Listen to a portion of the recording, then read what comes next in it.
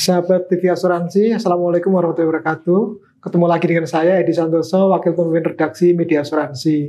Kali ini berbeda dengan biasanya, suasananya beda, karena memang kita tidak sedang di studio TV Asuransi. Tapi kami lagi bertamu di ruangan Pak Setiaji. Ini Pak Setiaji, apa kabar Pak? Alhamdulillah baik. Alhamdulillah baik. Pak Setiaji ini adalah staf ahli bidang teknologi kesehatan dan ketua tim transformasi digitalisasi kesehatan Kementerian Kesehatan. Pak Setiaji, agak berbeda nih. Karena kemudian kalau kita datang ke Kementerian Kesehatan bukan ngomongin seputar bagaimana menjadi sehat, bagaimana menyehatkan masyarakat Indonesia, tetapi kita ngomong teknologi. Bisa diceritakan Pak, tugas Bapak apa sih di Kementerian Kesehatan? Saya mau menyapa dulu ya, Sobat TV Asuransi. Pertama tentunya senang sekali datang ke sini ya. Mungkin nanti kita bisa sharing terkait dengan program yang cukup masif juga dari Kementerian Kesehatan terkait digitalisasi layanan kesehatan. Nah, salah satu tugas yang diamanatkan ke saya itu adalah gimana seluruh sektor kesehatan ini bisa kita digitalkan, sehingga tentunya ujungnya pasti improving ya layanan kesehatan. Nah, dulu mungkin teman-teman kenal Peduli Lindungi. Nah, itu juga bagian awal dari transformasi digital yang kita lakukan. Sehingga yang kemudian saat ini sudah kita transformasikan menjadi Satu Sehat. Jadi Peduli Lindungi pada saat kita ngomong COVID ya Pak? Ya, jadi betul. Semua orang yang tes COVID masuk ke situ. Nah, sekarang dikembangkan lagi dengan platform baru namanya Satu Sehat. Satu Sehat. Ya, sejak platformnya itu sejak Juni 2022, kemudian aplikasi Satu Sehat mobile-nya itu sejak Maret 2023. Nah, apa saja Pak yang di aplikasi? Jadi seperti saya juga belum lama buka-buka itu, tapi nggak begitu paham. Yang di aplikasi Satu Sehat apa aja? Ya, jadi kita belajar dulu gimana bisa menangani COVID dengan digitalisasi ya. Salah satu kunci suksesnya kan integrasi data, bukan hanya dengan sektor kesehatan, tapi juga dengan sektor yang lainnya seperti kereta api, transportasi, dan lain sebagainya, ya. Termasuk mall. Nah, kenapa kita berpikir ini COVID aja satu penyakit bisa kita bereskan dengan digitalisasi? Kenapa penyakit-penyakit yang lain yang bukan hanya COVID, tapi misalnya TB, cancer, dan lain sebagainya, tidak kita bisa lakukan digitalisasi di sana. Makanya berangkat dari situ akhirnya kita berpikir yang lebih besar. Awalnya adalah kita meluncurkan blueprint dulu di tahun 2021 akhir, digital transformasi sampai dengan 2024. Nah, yang kita lakukan adalah bagaimana kita bisa mengintegrasikan data-data seluruh sektor kesehatan, mulai dari rumah sakit, klinik, laboratorium, termasuk juga asuransi. Sehingga dokter maupun juga masyarakat bisa akses data rekam medisnya ya melalui aplikasi yang kita sebut dulu Peduli Lindungi, sekarang jadi Satu Sehat mobile. Nah, jadi seluruh data Peduli Lindungi udah migrasi ke Satu Sehat. Ke Satu Sehat. Jadi vaksinnya yang dulu ada di Peduli Lindungi juga sudah pindah ke Satu Sehat. Nah, kan vaksin tidak hanya vaksin COVID ya. Betul. Jadi misalnya seperti saya baru bulan lalu lah vaksin influenza, itu data otomatis bisa ini. Ya, kalau terkoneksi atau gimana? Betul.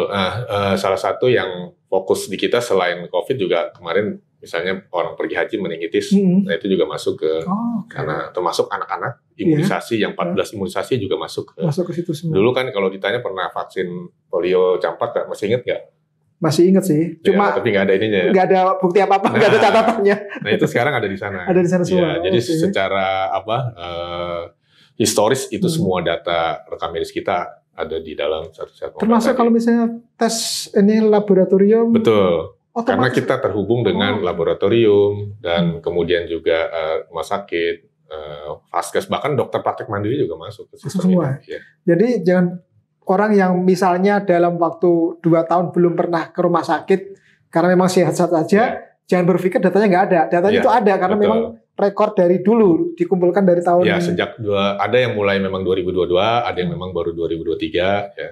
Jadi memang yang kita ambil itu yang ke depan ya, data ke depan. Nah, kalau bicara pengembangan aplikasi Satu Sehat ini, saat ini di tahap atau level apa, Pak? Ya, jadi saya mungkin cerita sedikit mengenai Satu Sehat. Jadi Satu Sehat itu ekosistem tadi ya, mulai dari platformnya yang berisikan standar.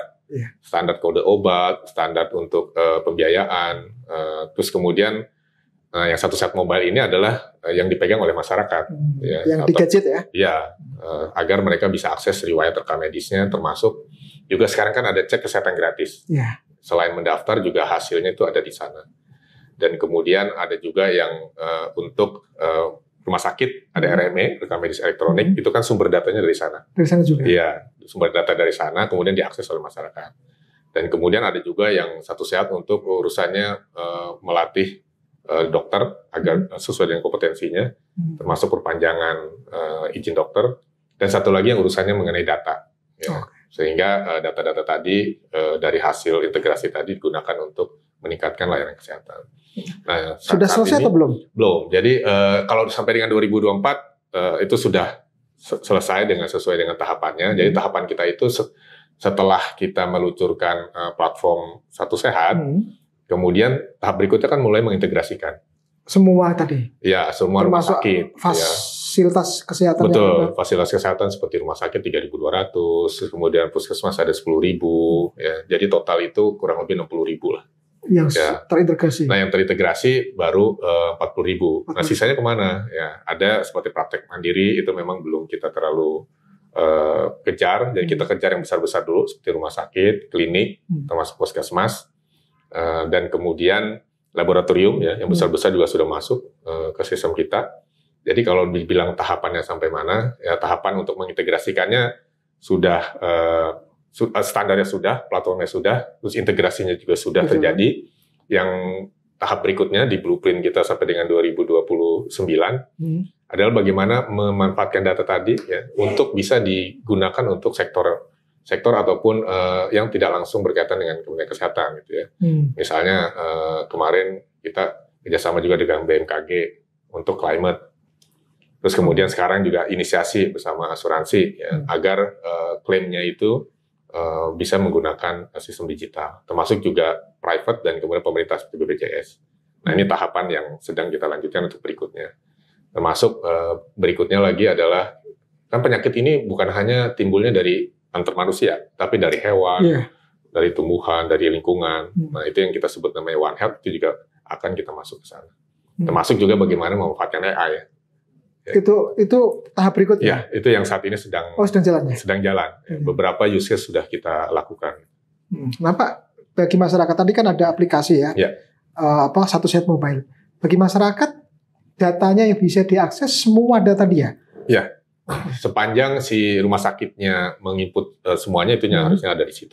Jadi bukan hanya resum, tapi juga rekam medis. Obatnya minum apa, terus kemudian hasil labnya seperti apa gitu ya. Bahkan dalam bentuk image itu juga kita masukkan ke Satu Sehat. Jadi kalau nanti saya buka data saya, aplikasi saya, itu semuanya bisa muncul di situ ya. Betul. Jadi bagi masyarakat dia punya catatan yang runtut ya sebenarnya. Jadi dari awal dia tercatat sampai yang terbaru pun itu ada. Jadi target kita sejak dalam kandungan. Sejak dalam kandungan. Sejak dalam kandungan. Yang ke depan itu sejak dalam kandungan, melahirkan, terus kemudian remaja, dewasa sampai dengan meninggal.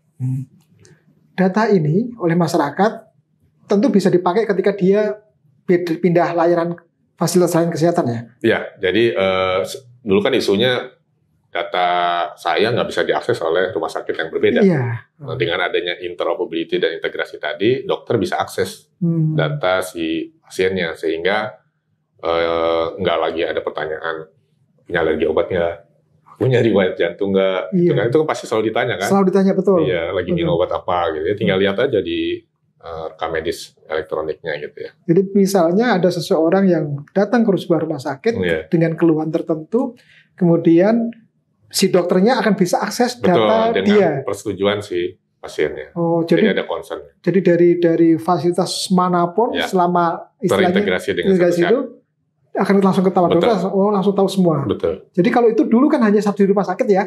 Jadi misalnya saya ke dokter penyakit dalam, saya ke IGD, itu dokter di rumah sakitnya sama bisa akses. Kalau sekarang berbeda-beda sistem. Beda-beda bisa akses semua. Betul. Artinya tidak ada yang disembunyikan ya. Jadi semua harus dengan catatan pihak pelayanan kesehatan itu menginput datanya dengan benar. Dengan benar, betul. Dan ini persetujuan dengan pasien bahwa datanya boleh diakses. Nah, data itu bisa di-copy nggak? Maksud saya gini, apakah rumah sakit misalnya tempat saya Tidak di ngopi, nggak ngopi? hanya lihat. Oh. Hanya lihat aja, hanya view. Dan itu ada batas waktunya, Oh, misalnya gitu. setengah jam atau Oke. 1 jam gitu. Jadi kalau misalnya saya pulang, Ya, data itu nggak bisa dibuka lagi. nggak bisa. Bisa dibuka lagi. Ya, Jadi kan kalau ada saya datang lagi, Nanti ada minta izin, minta izin dibukain lagi. Betul. Nah, persetujuannya seperti apa, Pak? Apakah cukup misalnya, Pak, saya buka datanya gitu, dokter? Enggak. Ya, jadi di dalam satu set mobile itu ada kode gitu, Oh, yang oke. harus disampaikan ke Ke dokternya. dokternya. Iya. Nah, dari situ dia akan bisa Betul. melakukan akses. Nah, Ya. itu bagi masyarakat udah jelas ya, Pak, Ya. bahwa akan seperti itu. Nah, saya melompat sedikit untuk yang program pemerintah yang pemeriksaan gratis, Ya. ini bisa diakses dengan satu set mobile. Iya, bisa. Bahkan sejak dalam pendaftarannya. Jadi mendaftar juga di sana, kemudian setelah diperiksa, hasilnya pun ada juga di sana. Dan juga Jadi kita sebut rapor kesehatan. kesehatan. Jadi Ya. misalnya saya ingin periksaan kesehatan gratis, itu pas ulang tahun ya, kurang Ya lebih. kalau sekarang kan sudah dibuka, nggak hanya Wah, ulang sudah tahun. buka nggak hanya ulang Betul, tahun. betul. Oke, jadi itu bisa mendaftar di situ, Ya. milih tempat ceknya Yang sekarang ini adalah di puskesmas. di puskesmas terdekat Betul. dengan domisili. Iya, dengan domisili atau mungkin lagi ada di kantor, Oh, bisa, oke. atau lagi pulang kampung, bisa juga. Berarti milihnya Iya. isi dalam Betul. aplikasi itu. Kita tinggal pilih mau di wilayah mana. Itu bagi masyarakat seperti itu, Pak. Nah, kalau kemudian bagi kita bicara karena TV asuransi ya, punyanya industri asuransi, Ya. bagi asuransi data yang bisa mereka pakai apa aja ya, Pak? Ya, tadi seperti saya sebutkan karena ini platform dan kemudian sudah standar gitu ya, ada kode obat, kode diagnosis dan sebagainya, tentunya sangat bisa dipakai oleh asuransi gitu ya. Dan data apa saja yang bisa dipakai, banyak hal tentunya, hasil diagnosisnya, terus kemudian payernya dan lain sebagainya gitu ya, termasuk hasil-hasil laboratorium dan istilahnya diagnosis dokternya gitu ya. Sehingga dengan adanya sistem yang bisa terhubung nanti dengan Satu Sehat, kan saya juga kadang sebagai pasien juga ya, suka sebel juga, Pak, suka nungguin asuransi nih kayak lama sekali nih verifikasinya gitu, apalagi kalau Sabtu Minggu gitu ya. Iya. Petugasnya sedikit gitu. Nah, dengan adanya integrasi tadi tentunya by system akan lebih cepat melakukan verifikasinya, bahkan mungkin dalam hitungan menit atau detik. Jadi dokter ketika di fasilitas kesehatan dia langsung bisa akses, connect juga dengan pihak asuransi. Betul. Ini secara Langsung real di-verify time ya. ya. Betul, langsung real time. Real time ya. Ya. Jadi artinya pihak rumah sakit cepat bisa memutuskan, Betul. asuransi juga bisa cepat mengetahui Validasi. Betul. validasinya seperti Betul, apa. Betul. Ini sekarang udah jalan, Pak, yang seperti itu. Ya, ini lagi proses uji coba ya. Oke. Jadi saya senang sekali dengan teman-teman dari asosiasi asuransi yang saat ini mendorong untuk uji coba. Nah, kemarin kita baru uji coba dengan kurang lebih 6 rumah sakit, tapi baru BPJS. 6 Rumah sakit. rumah sakit. Oke. Tapi baru dengan BPJS. BPJS. Nah, sekarang ditambah dengan swasta, itu tentunya akan memperluas ya jangkauan asuransi klaim digital menggunakan sistem Satu Sehat. Dengan BPJS, resume sementara seperti apa, Pak? Ya, kemarin sudah cukup baik prosesnya berjalan gitu ya untuk model klaim menggunakan BPJS. Bahkan ini masuk ke dalam strategi nasional KPK, standar KPK, di mana kita ingin agar tahun ini dan sampai dengan tahun depan. Tahun ini kita target di rumah sakit pemerintah ya, khususnya di vertikal, baru nanti tahun depan harus semua rumah sakit menggunakan klaim BPJS digital tadi. Nah, yang asuransi swasta apakah simultan atau setelah itu selesai? Ya, saya juga dengar kalau OJK itu akan mengeluarkan aturan ya, akan mendigitalkan juga, termasuk juga memastikan asuransi terkonek secara digital ke rumah sakit. Nah, jadi dengan ada Satu Sehat ini justru akan membantu mempercepat agar integrasinya tidak perlu lagi ke rumah sakit, langsung aja connect ke Satu Sehat. Karena di Satu Sehat kan sudah terkoneksi dengan rumah sakit, sehingga tentunya akan sangat align dengan program ini. Ya kalau memang bisa dilakukan, misalnya uji coba dalam bulan ini sukses, harusnya roll out-nya jadi lebih cepat. Karena sudah 92% kan rumah sakit terintegrasi dengan Satu Sehat. Jadi artinya tahun ini harusnya bisa. Harusnya bisa. Ya. Itu kalau kita bicara dari sisi klaim ya, Pak. Ya. Tapi kalau dari perusahaan underwriting, ini perusahaan asuransi bisa mengakses data atas persetujuan si peserta atau si nasabah itu sampai bertahun-tahun di belakang?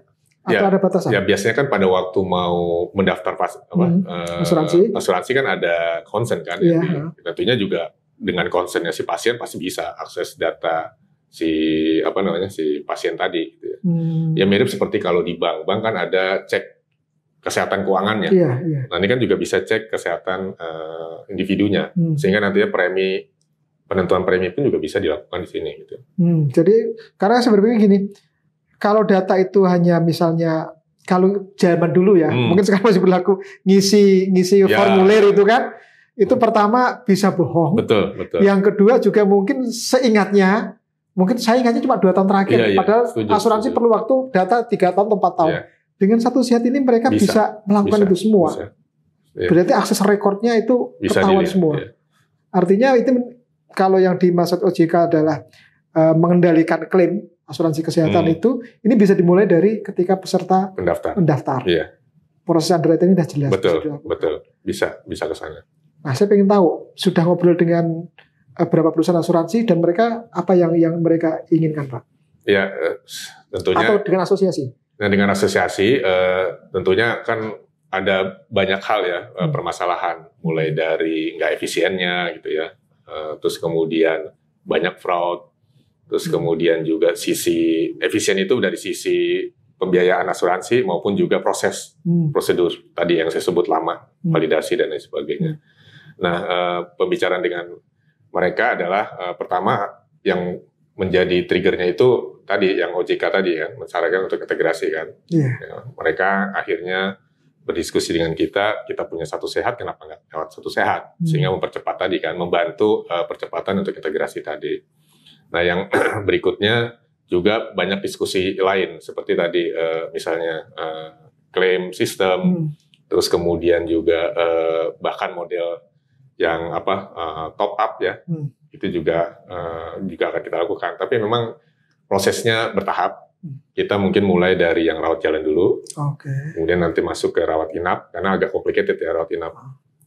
Sehingga begitu kita jalan satu use case, jadi kita bisa roll out. Kemudian masuk ke use case berikutnya bertahap. Gitu. Karena kalau langsung semuanya agak berat mungkin buat para rumah sakit maupun juga pihak asuransinya.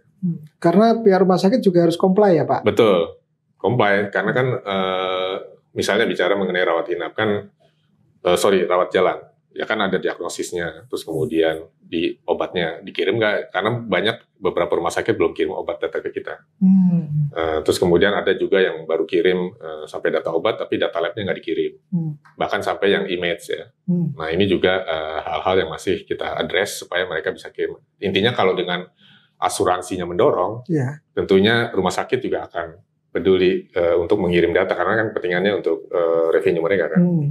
Kalau rumah sakit vertikal memang di bawah Kementerian Kesehatan ya? Oh ya, itu sih dalam praktis lebih mudah lagi untuk kita lakukan. Dengan surat mereka jalanin. Betul. Tapi kalau yang swasta pasti kan pertanyaannya buat apa keuntungannya connect ke Satu Sehat? Itu kan selalu pertanyaan dari mereka kan. Nah, dengan adanya asuransi bergabung dengan Satu Sehat, itu salah satu benefit yang bisa didapatkan dari dari rumah sakit.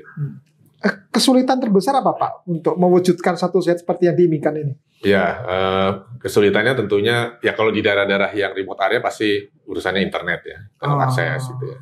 Terus kemudian yang berikutnya terkait dengan sistem rumah sakitnya sendiri. Ada yang sudah cukup lengkap, bisa mendigitalkan seperti image, ya.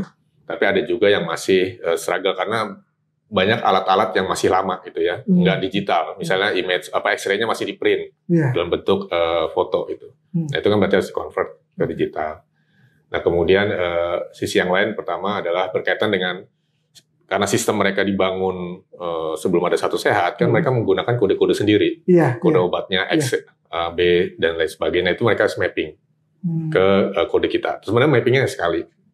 Perlu penyusunan itu ya? Iya. Dan itu nggak sederhana bagi beberapa rumah sakit. Betul. Terutama biasanya tuh mereka hanya rely on tim IT. Misalnya mengenai kode obat. Kan yang paham apoteker. Iya. Jadi harus kerjasama dengan apotekernya. Sebenarnya sih hanya sekali saja, tapi karena begitu mau coba mapping, pusing gitu ya. Karena nggak dibantuin sama tim apotekernya, akhirnya ditinggalin gitu. Nah sekarang kan nggak, kita lagi mengejar semua tuh supaya menyelesaikan mappingnya. Sebenarnya hanya sekali mapping, setelah itu selesai. Saya nggak begitu paham tentang sistem yang di asuransi ya. Tapi kan di Indonesia beberapa perusahaan asuransi besar mereka punya sistem yang terkonek langsung dengan rumah sakit. Ada juga yang lewat TPA. Ya. Nah ini satu set bisa comply dengan semua sistem yang mereka pakai. Yang pasti kan ini ada standar yang sudah kita siapkan. Justru mereka harus menyesuaikan. Ya, dengan standar kita. Misalnya ada ICD-10, ICD-9-nya, kode obatnya, supaya sama bisa mengintegrasikan dengan masing-masing rumah sakit yang beda-beda kode tadi. Ya, jadi sepanjang sistem yang ada di TPA maupun asuransi bisa menyesuaikan dengan kode identifikasi kita atau master data kita, itu harusnya bisa ngalir secara lebih smooth. Nah, berarti ini masyarakat nggak perlu ngapa-ngapain istilahnya ya? Nggak perlu. Karena ini urusannya dengan fasilitas kesehatan. Betul, dan perusahaan asuransi. Dengan developer istilahnya, dengan developer sistem kan, bagian teknis. Gitu ya. Jadi, masyarakat tinggal menggunakan saja. Ya, tidak perlu bikin laporan, tidak perlu ini itu. Yang penting download aplikasi, dia bisa manfaatkan itu. Betul. Ketika di rumah sakit dia bisa ngasih akses ke rumah sakit itu beres semuanya. Termasuk juga saya lupa nyebut yang pelayanan telemedicine. Oh iya. Telemedicine kan juga bagian penting dari transformasi ini juga. Itu juga bisa connect juga ke sana. Bisa connect juga ke situ. Dengan beberapa platform itu nggak ada masalah ya. Ada masalah. Terakhir Pak, tadi kita sudah ngomong tentang apa yang dilakukan. Ya. Sekarang menjaga keamanan data seperti apa? Ya. Jadi sebelum kami masukkan gitu ya sistem satu sehat ini ke cloud kita gitu. Pertama yang dilakukan adalah mengakses. Ini mirip ibaratnya kalau presiden mau ke satu rumah gitu atau satu wilayah, kan dilakukan screening dulu kan, supaya aman. Nah ini sama, jadi diakses oleh BSSN kurang lebih waktu itu seminggu sampai 2 minggu, kemudian baru dimasukin sistem kita ya secara aplikasinya. Nah sebelum dimasukin tentu ada proses yang mulai dari pen test, terus PAI dan lain sebagainya. Nah itu yang sudah kita lakukan. Nah berikutnya lagi adalah ini. Situ ada ISO 27001. Terus kemudian ada satu lagi ISO 27799 khusus untuk kesehatan. Jadi Health Information Security. Nah ini baru Kementerian Kesehatan yang punya satu-satunya di Indonesia.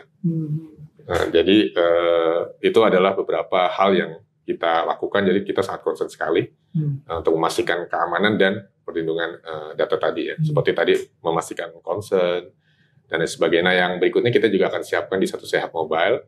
Masyarakat tuh bisa kewenangan karena kan datanya data saya. Saya boleh buka semuanya. Saya boleh buka sebagian. Itu adalah haknya masyarakat. Masing-masing orang. Iya.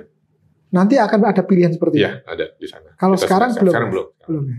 Jadi artinya kalau sekarang misalnya saya kasih akses untuk data saya, seluruh data terbuka. Iya. Itu kapan Pak? Yang bagian atau seluruhnya itu? Ya, kita masih fokus di CKG mudah-mudahan akhir tahun ini. Akhir tahun ini juga. Saya pikir 2029. Nah, 2029 udah yang data lingkungan, data binatang, tanaman masuk ke situ. Masuk ke situ semua. Iya. Itu saya pengen gambaran aja Pak. Kalau 2029 itu Satu Sehat ini akan seperti apa? Ya, satu lagi selain data klinis juga genomik. Data gen supaya kita bisa precise ya. Farmakogenomik, nutrigenomik dan lain sebagainya termasuk cancer. Sehingga data klinis, data genomik, data demografi kita bisa gabungkan. Dan kemudian sebenarnya PR terbesar kita itu adalah kalau sekarang kan udah bisa tahu berapa orang yang sakit. Sakit A, sakit B, sakit C. Tapi kan belum tahu berapa orang yang sembuh karena ditreatment oleh A, B, C, D. Satu saat yang ke depan adalah kita bisa menjawab sekian orang sembuh karena ditreatment penyakit ini. Ditreatment oleh menggunakan macam-macam ya. Nah, berarti orang yang sudah sembuh ya kita bisa meningkatkan sembuhnya gitu ya. Enggak, maksudnya gini, kalau saya sekarang sakit ini, flu misalnya, kan ada treatmentnya. Ketika saya sembuh, saya declare bahwa saya sembuh. Atau gimana? Supaya kan bisa kelihatan dari dia nggak balik lagi. Bisa, ya. Itu dari situ kan bisa terlihat gitu ya. Terutama yang cancer. Kalau cancer sih pasti ada declare. Ya, jadi seperti pada saat COVID kemarin ya, ketika 10 hari harus dites lagi kan. Kalau ini, kalau dia nggak balik lagi, beberapa penyakit tertentu harus dites lagi. Tapi kalau yang seperti flu dan itu kan nggak perlu. Jadi artinya kalau dia nggak balik lagi dalam jangka waktu ini mereka sembuh, bisa ya, kalau cancer kan nanti dites lagi, udah hilang atau enggak gitu ya. Nah itu jadi kan kita bisa membandingkan, ternyata kelompok ras ini treatmentnya seperti ini, usia ini treatmentnya seperti ini. Nah, kalau sekarang kan kita nggak tahu tuh. Ada orang yang sembuh cepat gitu, ada orang yang lama butuh prosesnya gitu. Jadi nanti satu sehat itu akan bisa dalam tanda petik sampai ke individu dengan karakteristik tertentu. Betul, termasuk obat-obatan yang istilahnya precise medicine. Karena kan obat-obatan itu dibuat sangat umum gitu ya. Ada yang sembuh pakai ini, ada yang enggak. Nah, 2029 ya Pak.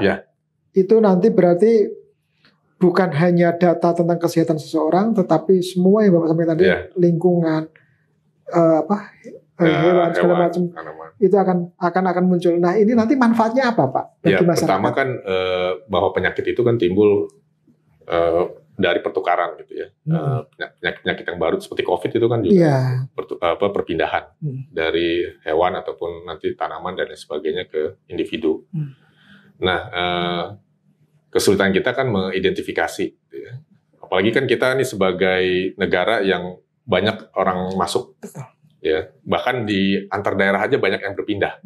Kesulitan daerah itu kan begitu ada yang masuk, nih riwayat kesehatannya gimana nih seorang tersebut gitu. Kalau misalnya dia punya riwayat dulu TB dan lain sebagainya kan dia bisa menjaga gitu, agar warganya jadi lebih sehat. Nah, sesuai dengan namanya kan Kementerian Kesehatan. Agar bukan hanya mengobati yang sakit, tapi menjaga orang tetap sehat. Nah, dengan adanya data ini kan kita bisa istilahnya tuh mengetahui jenis perubahan virusnya. Seperti sekarang kan lagi mulai naik lagi nih, ada virus varian baru MB1. Nah, ini kita bisa deteksi, ada virus varian baru, gimana cara pencegahannya, apakah lebih light atau lebih ganas, itu bisa dideteksi lebih awal, sehingga kita bisa protect. Mau diproteknya seperti apa, itu nanti ada protokolnya. Jadi lebih kepada kewaspadaan dini, ya, resilience itu terhadap ancaman penyakit-penyakit yang akan datang kemudian hari. Bahkan bisa melakukan prediksi misalnya malaria, kan ada perubahan suhu. Nah, makanya kita juga udah dapat data dari BMKG, jadi bisa melakukan prediksi. Sebulan kemudian daerah ini karena perubahan cuaca dan lain sebagainya, sehingga ada warning. Jadi kita bisa kasih early warning kepada masyarakat agar bisa melakukan antisipasi sejak ini. Penasaran aja Pak, negara ini ada yang udah punya seperti kita belum? Ada beberapa negara, tapi mungkin belum semua penyakit, baru beberapa use case gitu ya, seperti malaria, TB dan lain sebagainya. Jadi 2029 nanti kita boleh berbangga dong bahwa kita termasuk sedikit negara yang punya seperti ini yang jauh lebih lengkap dari negara yang lain. Sebenarnya nggak usah nunggu 2029, sekarang juga sudah harus berbangga karena tahun lalu untuk untuk jemaah haji kita juga sudah melakukan pertukaran data. Sehingga bagi pasien jemaah haji, dokter yang ada di Arab Saudi bisa akses data riwayat kesehatan si jemaahnya. Oh, lagi minum obat apa, ada riwayat apa gitu. Karena kan ada kendala bahasa kan. Orang Arab sana susah biasanya bahasa Inggris. Kita susah bahasa Arab. Iya, kayak begitu. Nah, akhirnya itu the first time-nya tuh negara Indonesia dan di dunia menggunakan namanya International Patient Summary di sana, pertukaran cross-boarding data tadi. Tapi nggak ditukar ya, hanya di view saja. Jadi kita boleh bangga dong. Dari tahun lalu, Indonesia negara pertama yang bisa melakukan itu. Wah, luar biasa. Jadi sahabat Ibu Asuransi, banyak hal ya luar biasa yang kita kemarin nggak begitu tahu, sekarang jadi tahu setelah ngobrol dengan Pak Setiaji. Jadi ada beberapa hal yang menarik menurut saya. Jadi pertama adalah bahwa masyarakat tuh nggak perlu ngapa-ngapain, nggak usah bingung. Anda tinggal download aplikasinya, pakai manfaat semuanya, kemudian di fasilitas kesehatan, termasuk di asuransi, nanti akan bisa menggunakan Satu Sehat ini. Pak Setiaji, terima kasih. Sama-sama. Luar biasa, saya jadi kebayang, wah, kalau misalnya saya besok ke Singapura atau ke Malaysia, saya akan bisa ngomong, nih Satu Sehat kita udah punya lebih hebat dari punya lo, gitu kan. Baik, sahabat asuransi, sekali lagi terima kasih Pak Setiaji atas waktunya dan ngobrolnya. Mudah-mudahan Satu Sehat akan bisa memberikan manfaat yang terbaik dan terbesar bagi kita semua, termasuk bagi industri asuransi ya Pak Setiaji ya, juga bagi masyarakat sebagai pemilik data ini sesungguhnya. Jadi kita akan tunggu lagi dari Pak Setiaji apa gebrakan-gebrakan terbaru pengembangan dari Satu Sehat ini setelah dapat masukan-masukan dari banyak pihak. Sekali lagi terima kasih Pak Setiaji dan sahabat TV Asuransi, itu akhir dari obrolan saya dengan Pak Setiaji. Mungkin kita akan ngobrol-ngobrol lagi seputar teknologi dan kesehatan di kesempatan yang lain. Sekali lagi terima kasih, sampai ketemu lagi Pak Setiaji. Sama-sama, terima kasih. Salam.